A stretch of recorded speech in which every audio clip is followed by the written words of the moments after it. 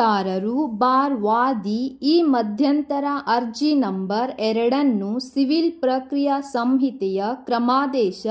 39 ನಿಯಮ 1 ಮತ್ತು 2 ಅಡಿಯಲ್ಲಿ ಸಲ್ಲಿಸಿದ್ದು, ಅವರು ಕೋರಿಕೊಳ್ಳುವುದೇನೆಂದರೆ, ಈ ಅರ್ಜಿಯನ್ನು ಪ್ರತಿವಾದಿಯಾಗಿರಲಿ ಅಥವಾ ಅವರ ಏಜೆಂಟರಾಗಿರಲಿ ಅವರಿಂದ ಹಕ್ಕು ಪಡೆದ ಯಾವನೇ ವ್ಯಕ್ತಿಯಾಗಲಿ ಈ ದಾವೆಯು ಇತ್ಯರ್ಥವಾಗುವವರೆಗೆ ದಾವಾ ಆಸ್ತಿಯಲ್ಲಿ ವಾದಿಯ ಸಮುದಾಯದವರು ಶವ ಸಂಸ್ಕಾರ ಮಾಡುವುದಕ್ಕೆ ತಕರಾರು ಮಾಡಬಾರದು ಎಂದು ಅವರ ವಿರುದ್ಧ ತಾತ್ಕಾಲಿಕ ನಿರ್ಬಂಧಕಾಜ್ಞೆ ನೀಡಬೇಕೆಂದು ಕೋರಿರುತ್ತಾರೆ.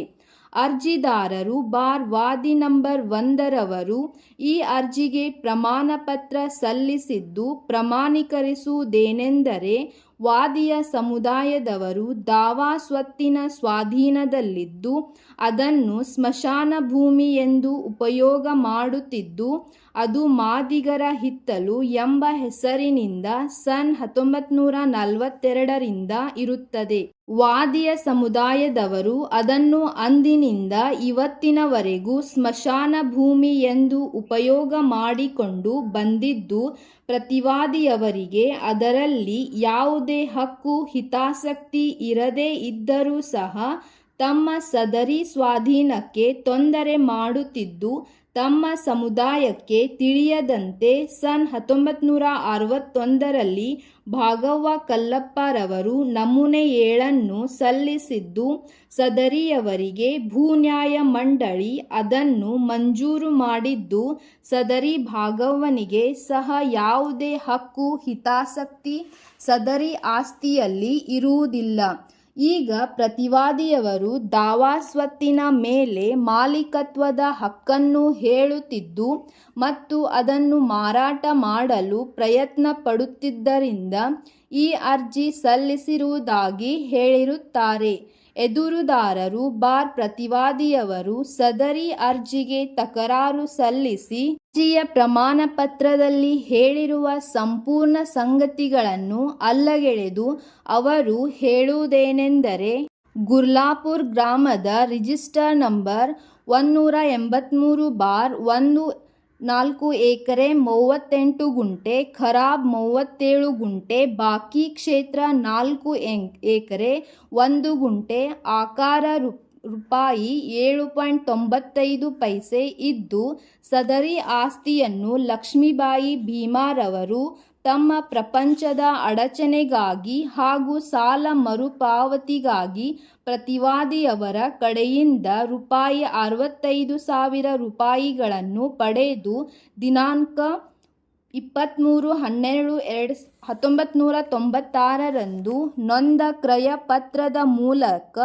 ಕ್ರಯಕ್ಕೆ ನೀಡಿದ್ದು, ಸಂಬಂಧಪಟ್ಟ ದಾಖಲೆಗಳಿಗೆ ಹೆಸರುಗಳನ್ನು ದಾಖಲಿಸಿಕೊಂಡು ಶಾಂತ ರೀತಿಯ ಸ್ವಾಧೀನಾನುಭವದಲ್ಲಿದ್ದು, ಸದರಿ ಆಸ್ತಿಯು ವಾದಿಯರಿಗೆ ಯಾವುದೇ ಸಂಬಂಧ ಇರುವುದಿಲ್ಲ. ಕಾರಣ ಸದರಿ ಆಸ್ತಿಯನ್ನು ದಾವಾ ಆಸ್ತಿ ಅಂತ ಪರಿಗಣಿಸಲು ಕಾನೂನಿನಡಿಯಲ್ಲಿ ಬರುವುದಿಲ್ಲ ಹಾಗೂ ಸದರಿ ಆಸ್ತಿಗೆ ತೋರಿಸಿದ ಚಕ್ಕುಬಂದಿ ತೀರಾ ಖೊಟ್ಟಿಯಾಗಿದ್ದು ಹಾಗೂ ವಾದಿ ಹೇಳುವಂತೆ ರಿಜಿಸ್ಟರ್ ನಂಬರ್ 183/1ರಲ್ಲಿ ಯಾವುದೇ ಸ್ಮಶಾನ ಭೂಮಿ ಇರುವುದಿಲ್ಲ. ಬದಲಾಗಿ ಗುರ್ಲಾಪುರ್ ಗ್ರಾಮದ ಸಾರ್ವಜನಿಕ ಸ್ಮಶಾನಕ್ಕಾಗಿ ರಿಜಿಸ್ಟರ್ ನಂಬರ್ 326 5 ಎಕರೆ 24 ಗುಂಟೆ ಕ್ಷೇತ್ರವನ್ನು ಸಾರ್ವಜನಿಕ ಮಸ್ಸನ ಮಟ್ಟಿ ಎಂದು ದಾಖಲಿಸಿ ಬಿಟ್ಟಿದ್ದು ಮತ್ತು ಅದರ ಪ್ರಕಾರ ವಾದಿಯರ ಸಮುದಾಯಕ್ಕೆ ಸದರಿ ನಂಬರಿನ ಆಸ್ತಿಯಲ್ಲಿ ಪ್ರತ್ಯೇಕ ಹಿಸ್ಸೆ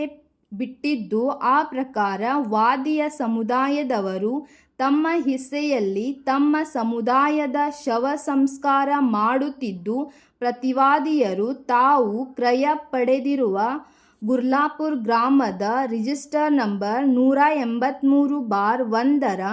4 ಎಕರೆ 38 ಗುಂಟೆ, ಖರಾಬ್ 37 ಗುಂಟೆ, ಬಾಕಿ ಉಳಿದ ಕ್ಷೇತ್ರ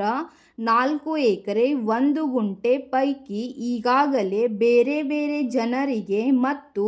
ಸಂಘ ಸಂಸ್ಥೆಗಳಿಗೆ ಸುಮಾರು 1 ಎಕರೆ 9 ಗುಂಟೆಯಷ್ಟು ಮಾರಾಟ ಮಾಡಿದ್ದು ಹಾಗೂ ಅದರ ಪ್ರತ್ಯೇಕ ಸ್ವಾಧೀನಾನುಭವದಲ್ಲಿದ್ದು, ಆದ್ದರಿಂದ ಸದರಿ ಈ ಅರ್ಜಿಯನ್ನು ವಜಾಗೊಳಿಸಲು ವಿನಂತಿಸಿರುತ್ತಾರೆ.